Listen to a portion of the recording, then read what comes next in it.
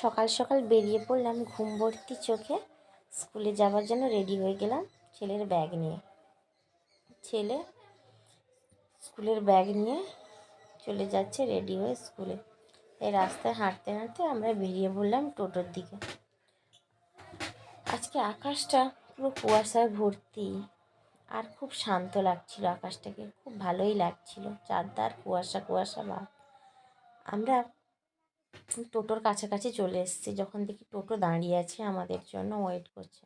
বাবুকে বললাম চল তাড়াতাড়ি, স্কুলে যেতে হবে, দেরি হয়ে যাচ্ছে। তাই ছেলে তাড়াহুড়ো করে একদম টোটোতে এসে উঠে পড়লো। আজকে একাই উঠেছে, প্রত্যেক দিন আমাকে উঠিয়ে দিতে হতো। তারপর আমরা স্কুলে এসে পৌঁছে গেলাম। বাবুকে নিয়ে তার ক্লাসরুমের দিকে এগিয়ে যাচ্ছে।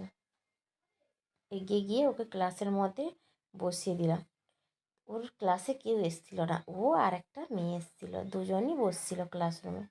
আর ছেলের সাথে একটু গল্প করে তারপর আমি বেরিয়ে আসবো।